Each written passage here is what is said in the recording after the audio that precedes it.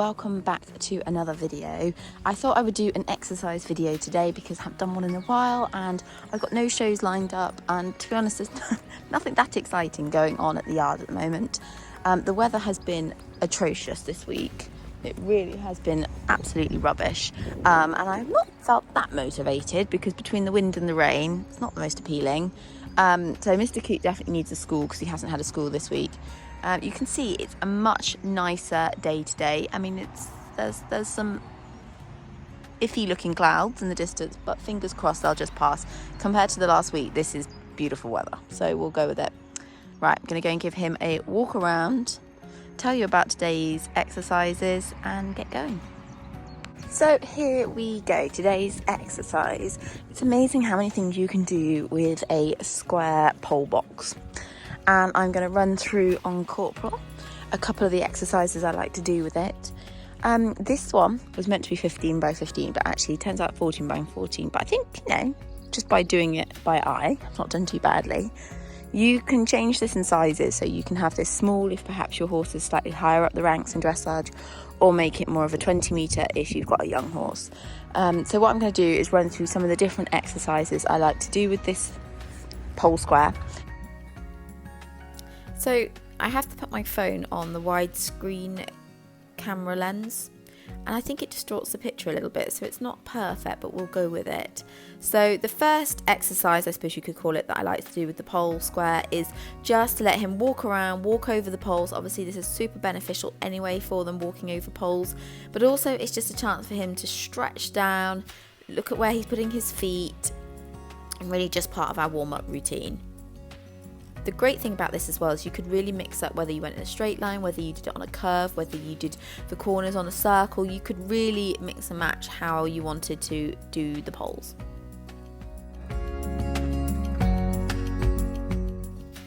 Then we do exactly the same but in trot. Again, this is all still part of the warm-up routine, really, still getting him to stretch down, think about where he's putting his feet, just like we were doing in the walk.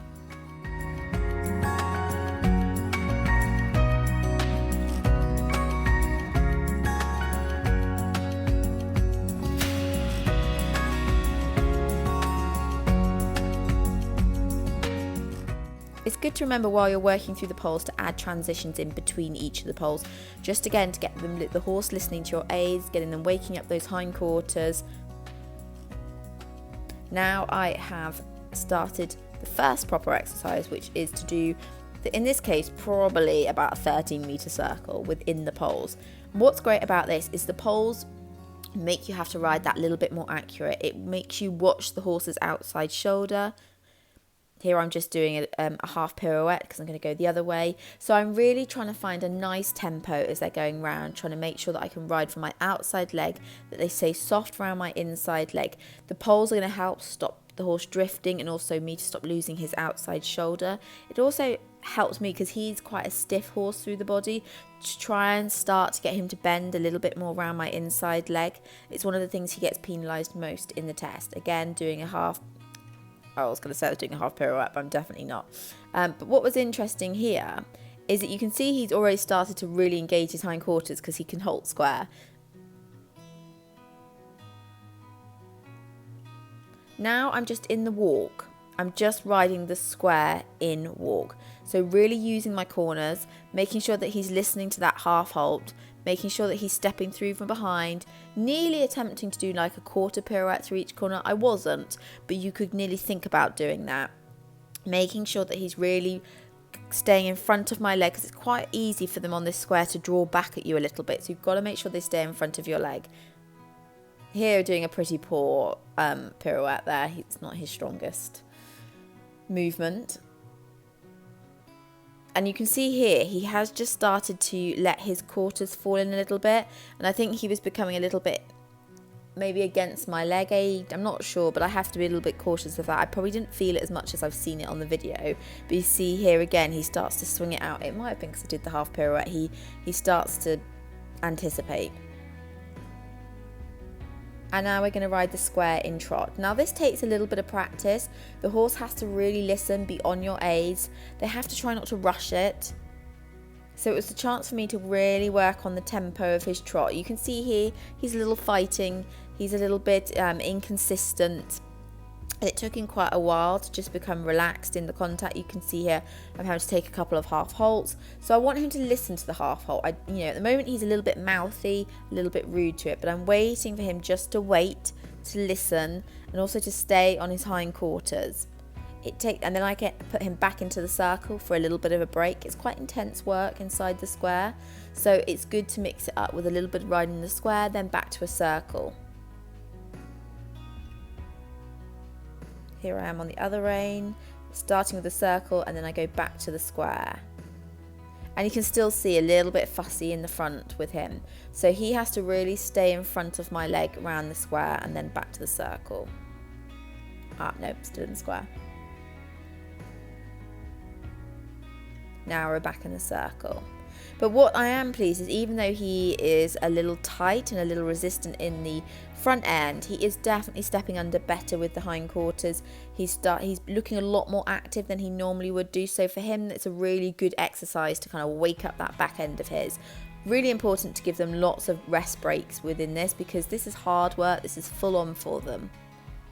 Now the next exercise is to work around the outside of the square. Now you can see he got his knickers in a right old flap about this.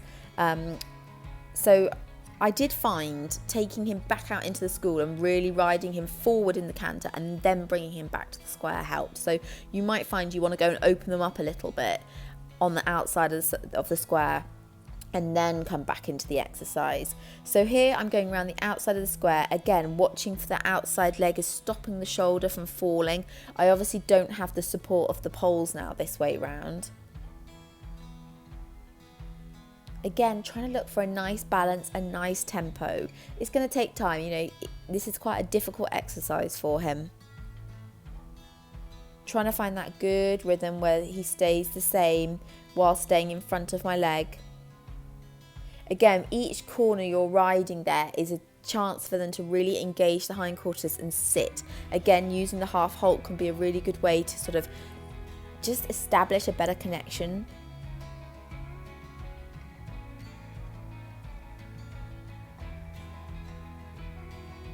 But what I am really pleased to be seeing is how much more uphill his trot has become, and he isn't naturally that uphill. So this exercise is brilliant for making them sit, engage, and start to move more uphill in their trot and canter work.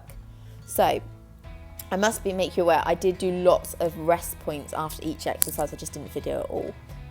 I now bring the canter back into the square. Again, same as I did in the trot, mixing it up between sometimes on the circle, sometimes in a square. Again, you can see actually in the canter he's a little bit better than the trot work. His balance is a little bit better in there. He's becoming a lot less fussy. He's so up together, which I was so pleased about. I felt like, I was starting to get a lot more connection from him. Again, he could do with having a little bit more oomph from behind, but this is something he really lacks. He's 20 as well, so he's not going to have the strength behind that a 6, 7, 8-year-old horse would have.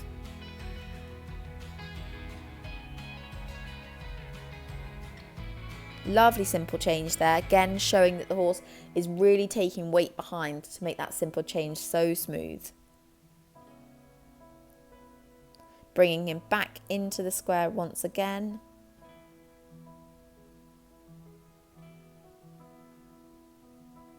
Really nice and smooth into the canter. Again, really making me use my outside leg to keep hold of that shoulder. And by keeping that outside shoulder, you really help those hindquarters. And this maybe is a little more collected than I would have liked. He could have done with still having a little bit more power, but however, he's staying in a nice rhythm. He's fairly settled. He's very uphill, which is brilliant for this horse. And there's a real nice amount of self-carriage here. So this was a really good way to end. This is a brilliant exercise. You can really mix it up depending on your horse's ability. So well worth a go. I was very pleased with how my horse's collection, engagement, and actually in the end his balance and his suppleness had improved so much through this exercise.